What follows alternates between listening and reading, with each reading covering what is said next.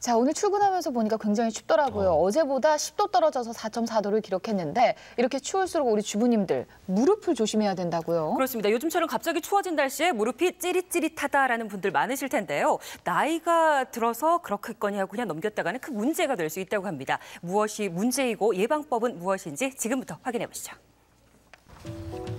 11월이 시작되면서 갑자기 추워진 날씨. 이럴 때면 주부들 특히 더 신경 쓰이는 곳이 있다고 하는데요. 날씨 추운 겨울이 확실히 아프죠. 여름에는 아무렇지도 않다가. 아파서 이게 겨울이구나. 이 겨울을 어떻게 지내야지? 그런 생각이 들어요. 모두들 입을 모아 아프다고 하는 곳은 바로 무릎이 조금 욱신거리죠. 바늘로 콕콕 쑤시는 듯이 뜨끔뜨끔하죠. 안 아프신 분은 모르죠. 그러니까 아픈 사람만이 통증을 많이 느끼기 때문에. 이맘때면 아파오는 무릎, 방치하면 문제가 될 수 있다고 하는데요. 이른 아침 외출 준비에 한창인 이수연 주부. 두꺼운 외투로도 모자라 목도리까지 두르며 중무장 중이었습니다. 날씨가 쌀쌀해서 몸도 쑤시고 아프니까 그냥 머플러까지 해야 돼요. 그런데 어쩐 일인지 길을 가다가 길 가운데서 멈춰섰는데요. 무릎이 아픈지 많이 고통스러워 보입니다. 그리고 외출 필수 코스 지하철에선 계단이 또 하나의 난관이라는데요. 추워지니 외출 자체가 고역이라고 합니다. 여름에는 괜찮았는데 가을 되니까 무릎이 안 좋아요. 건강하고 계신 분들도 많을 것 같아요. 예, 도대체 이수연 주부의 무릎에는 무슨 문제가 생긴 걸까요? 가을 등산을 자주 즐기는 김희영 씨. 쌀쌀한 날씨에도 등산은 포기할 수 없다고 하는데요. 그냥 가만히 서 있으면 너무 추워요. 중간중간에 쉴 때도 춥고. 옷 좀 많이 껴입고. 옷을 단단히 챙겨 입었다고 하지만 그런데 왠지 바지가 조금은 얇아 보이죠.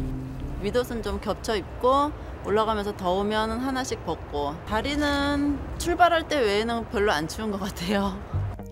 한창 등산을 즐기나 싶더니 희영 씨도 갑자기 멈춰섭니다. 왜 그러는 걸까요? 무릎이 좀 뻐근한 것 같아서요. 빡빡하다고 해야 되나? 내려올 때 착지 지점에서 좀 무릎에 힘들어갈 때 좀 많이 힘들어요. 40대 초반 무릎은 건강한 줄 알았는데 방심은 금물이었나 봅니다. 결국 얼마 못 가 하산을 결정하고 말았습니다. 내려가는 모습도 힘들어 보이죠. 요즘 들어 일어나고 앉는 일상생활조차 힘에 부친다는 나원욱 주부. 주부를 괴롭히는 것도 다름 아닌 무릎이라고 하는데요. 걸레라도 빠르려면 쭈그리고 앉아야 되거든요. 근데 이게 막 땡겨서 못 앉아요. 무거운 짐이라도 들게 된다면 다리를 절뚝이게 된다고 하는데요. 기계에 기름을 안 발라서 그냥 뻑뻑한 것처럼 그렇게 아파요. 많이 아프고 또 진통제 먹으면 괜찮고.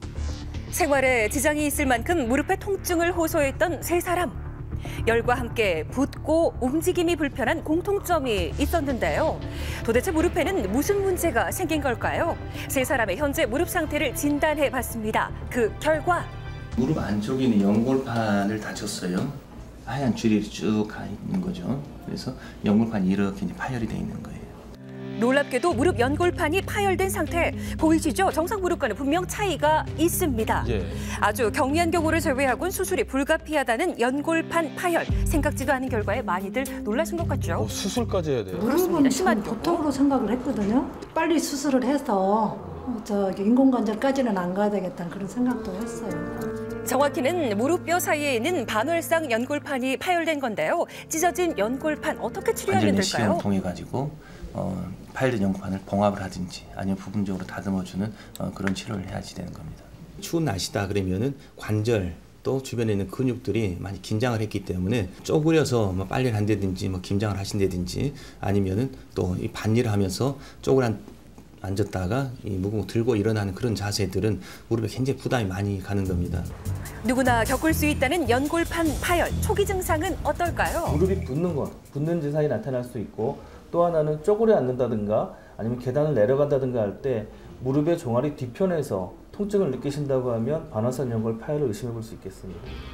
붓거나 꺼지는 듯한 통증을 느끼고 관절에서 이물감이 느껴진다면 병원을 꼭 찾으셔야겠습니다. 자, 이번에는 연골판 파열을 막는 무릎 관리법 알려드립니다. 먼저 무릎을 심장보다 위로 올리는 자세는 붓기를 제거하는 데 도움을 받을 수 있다고 하는데요. 집안에서 수건으로 다리를 들어 올리거나 무릎을 눌러주는 것이 관절 근육 강화에 도움이 된다고 하니까 참고해 보시기 바랍니다. 참 간단하죠? 예. 그리고 어디에나 온찜질은 금물인데요. 열과 붓기를 동반한 급성 통증에는 냉찜질이 좋다고 하니까 이것도 기억하시기 바랍니다. 쌀쌀해진 날씨 주부들을 아프게 하던 무릎 연골 지키고 다가오는 겨울도 활기차게 대비해 보시기 바랍니다. 요즘 저희 어머님도 그 바늘로 콕콕 주신다 이런 말씀 자주 하시더라고요. 근데 저는 그냥 욱신거려서 그냥 그런 거겠거니 했는데 그냥 넘어갈 일이 아니네요. 그렇습니다. 연골판 파열 같은 경우 방치했다가는 퇴행성 관절염이 생길 수도 있고요. 앞서 보셨던 것처럼 인공 관절 수술을 해야 하는 그 치료를 불가피하게 또 진행을 해야 하는 경우가 있습니다. 만약에 등산을 했거나 걷기 운동 후에 무릎에서 통증이 느껴진다면 꼭 병원에서 진료 받아보시기 바랍니다. 네, 아무래도 무릎 힘을 키우는 것이 예방 방법이 되겠습니다. 무릎 근력에는 허벅지 근육이 가장 중요하기 때문에 소파에 앉아서 다리 들어올리기 같은 무릎에 압박이 적은 근력 운동을 하시는 것이 무릎의 힘을 키우는 데 도움이 되겠습니다. 앞서 저희가 소개해드린 무릎 밑에 이 수건 넣고 하는 운동 같은 것이 그렇죠. 효과가 좀 있겠네요. 그럼요. 집에서 하실 때 도움이 되겠습니다. 방송 보시면서 조금 따라해 보시면 좋을 것 같고요.